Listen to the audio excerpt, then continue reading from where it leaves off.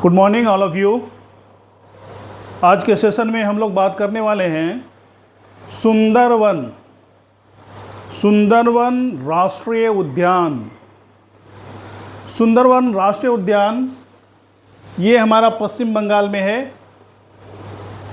और आधे से अधिकांश भाग हमारे भारत में के पश्चिम बंगाल में आता है और आधे से थोड़ा कम ये बांग्लादेश में आता है। ये दो देशों को कवर करता है। सुंदरवन ये दो देशों के बीच फैला हुआ है, भारत के पश्चिम बंगाल में और बांग्लादेश में भी ये फैला हुआ है। ये राष्ट्रीय उद्यान एक बहुत ही विशाल, बहुत ही भयानक, बहुत ही घना, यानी कि वर्ल्ड लेवल का ये एक वन क्षेत्र है। यहाँ पे रॉयल बंगाल टाइगर प्रमुखता से पाया जाता है। यहाँ पे रॉयल बंगाल टाइगर प्रमुखता से पाया जाता है क्योंकि रॉयल बंगाल टाइगर का ये जो क्षेत्र है सुंदरवन, ये रॉयल बंगाल टाइगर के लिए एक काफ़ी सुनहरा, भौगोलिक दृष्टि से काफ़ी सुनहरा और काफ़ी समृद्ध क्षेत्र माना जाता है। इसीलिए यहाँ पे रॉयल बंगाल टाइगर, जिसको हम लोग सेला बाघ भी कहते हैं, वो बाघ का यहाँ पे काफ़ी विकास होता है। उनके लिए काफ़ी बेहतरीन भौगोलिक स्थिति है, इसीलिए उसका नाम रॉयल बंगाल टाइगर रखा गया है। तो रॉयल बंगाल टाइगर, अच्छा, राष्ट्रीय उद्यान सुंदरवन राष्ट्रीय उद्यान जो है ये गंगा, ब्रह्मपुत्र और मेघना नदियों के द्वारा बनाए गए डेल्टा पर स्थित है। कहाँ पे है? गंगा, ब्रह्मपुत्र और मेघना नदी द्वारा बनाए गए डेल्टा क्षेत्र पर स्थित है और ये डेल्टा बंगाल की खाड़ी में है। कहाँ है? बंगाल की खाड़ी में है, जो पश्चिम बंगाल और बांग्लादेश से ये सीमा साझा करता है। यानी ये सुंदरवन राष्ट्रीय उद्यान, असल में ये राष्ट्रीय उद्यान क्या है, इसको सुंदरवन डेल्टा क्यों गया, सुंदरवन क्यों कहा गया? सुंदरवन इसलिए क्या कहा गया कि ये गंगा, ब्रह्मपुत्र और मेघना नदी द्वारा बनाए गए डेल्टा क्षेत्र में ये वन अवस्थित है, इसीलिए इसका नाम सुंदरवन रखा गया। इसीलिए इसका नाम सुंदरवन पड़ा। ठीक है। इसका अधिकांश भाग कहाँ है? भारत में है, पश्चिम बंगाल में, और कुछ भाग बांग्लादेश में भी आता है। ठीक। उसके बाद हम लोग देखें, ये सुंदरवन को टाइगर रिजर्व और बायोस्फीयर रिजर्व कहते हैं। सुंदरवन को टाइगर रिजर्व और बायोस्फीयर रिजर्व कहा जाता है। टाइगर रिजर्व मतलब बाघों के लिए ये बेहतरीन है। बाघों की सुविधा, सुरक्षा, हर तरह से वहाँ पे बाघों को संरक्षण दिया जाता है। उसको फलने फूलने के लिए, बढ़ने के लिए सारी सुविधाएं प्रदान की जाती हैं और भौगोलिक स्थिति भी उसी के अनुसार है। इसीलिए इसे टाइगर रिजर्व कहा जाता है। यानी कि बाघों के संरक्षण के लिए ये क्षेत्र घोषित किया गया है, दान में दिया गया है बाघों को कि आप लोग यहाँ रहिए, अपना खाइए पिए, मौज कीजिए। इसीलिए इसका नाम रखा है टाइगर रिजर्व, यानी बाघ अभयारण्य। और दूसरा है बायोस्फीयर रिजर्व। बायोस्फीयर रिजर्व क्या होता है? बायोस्फीयर मतलब जीव मंडल। बायोस्फीयर मतलब जीव मंडल, जहाँ पे जीव जंतु, पेड़ पौधे, जितने भी सजीव हैं, सबको काफ़ी बेहतरीन पर्यावरण मिलता है फूलने फलने के लिए। इसीलिए इसका नाम रखा है बायोस्फीयर रिजर्व, यानी जीव मंडल संरक्षण। क्योंकि यहाँ पे जो पारिस्थितिकी तंत्र है इस जंगल का, वो काफ़ी संतुलित माना जाता है, क्योंकि वहाँ पे हर प्रकार के जीव जंतु और पेड़ पौधे पाए जाते हैं, जो एक पारिस्थितिकी तंत्र को संतुलित करता है। क्या करता है? पारिस्थितिकी तंत्र को संतुलित करता है। इसीलिए इसका नाम रखा है बायोस्फीयर रिजर्व। क्या रखा है? बायोस्फीयर रिजर्व रखा है। अब देखते हैं हम लोग, सुंदरवन को 1973 में टाइगर रिजर्व का दर्जा दिया गया। सुंदरवन को, ये सुंदरवन जो पश्चिम बंगाल में है, सुंदरवन का डेल्टा, सुंदरवन को टाइगर रिजर्व का दर्जा कब मिला है? 1973 में। कब मिला है? 1973 में सुंदरवन को टाइगर रिजर्व का दर्जा मिला है। एक चीज और जान लेते हैं, 1972 में वन्यजीव संरक्षण अधिनियम पारित हुआ। 1972 में वन्यजीव संरक्षण अधिनियम एक कानून बना और उसके बाद 1973 में सुंदरवन को टाइगर रिजर्व का दर्जा दिया गया, क्योंकि यहाँ पे बाघों का संरक्षण होगा, बाघों की सुरक्षा होगी, बाघों को कोई मार न दे, कोई शिकार न कर ले, कोई उठा के न ले जाए, यानी कि हर तरह से बाघों को संरक्षण देना है, उसको प्रजनन के लिए पर्याप्त सुविधा उपलब्ध होना चाहिए। इसीलिए कहते हैं सुंदरवन को 1973 में टाइगर रिजर्व का दर्जा दिया गया। फिर 1978 में वन्य जीव अभयारण्य का दर्जा दिया गया। क्या दिया गया? ये सुंदरवन को, किसको? ये सुंदरवन जो यहाँ दिया हुआ है सुंदरवन, ये सुंदरवन को 1978 में वन्य जीव अभयारण्य का दर्जा दिया गया है। सुंदरवन को वन्य जीव अभयारण्य का दर्जा दिया गया है।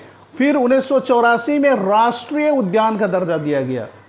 अब तक राष्ट्रीय उद्यान का दर्जा नहीं मिला था, लेकिन 1984 में सुंदरवन को राष्ट्रीय नेशनल पार्क का दर्जा मिला। कब मिला? 1984 में सुंदरवन को नेशनल पार्क का दर्जा मिला, राष्ट्रीय उद्यान का दर्जा मिला।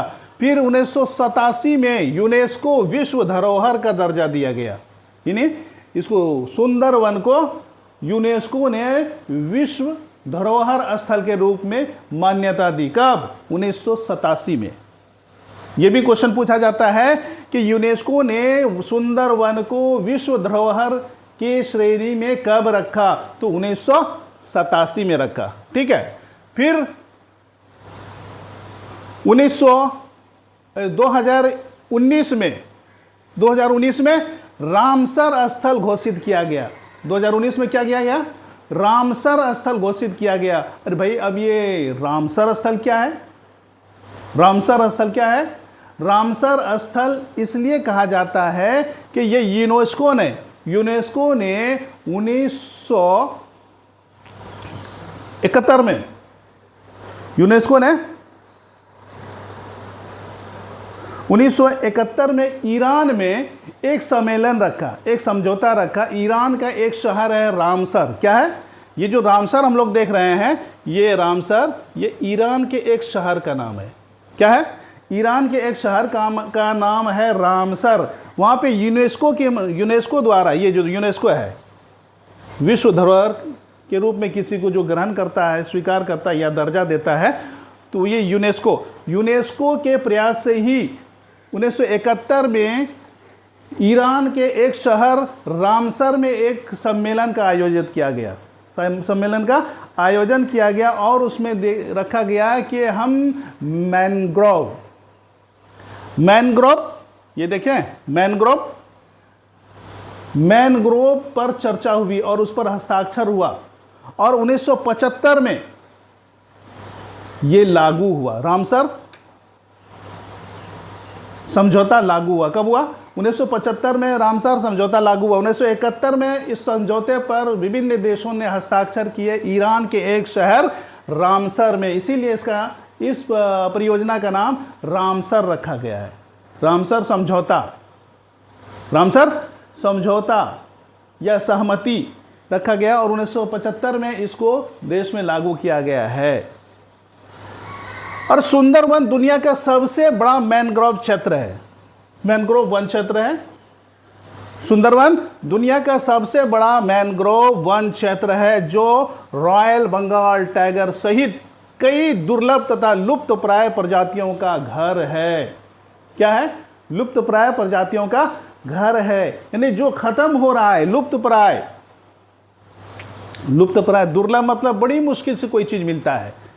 जैसे अगर हम किसी सारस की खोज कर रहे हैं तो बड़ी मुश्किल से मिलता है, टाइगर की खोज करें तो बड़ी मुश्किल से मिलता है, तो उसी को कहते हैं दुर्लभ, जो अब बहुत कम बचा है। दुर्लभ मतलब जो अब बहुत कम बचा है और यदा कदा कहीं कहीं उसको देखने को मिलता है, इसी को कहते हैं दुर्लभ।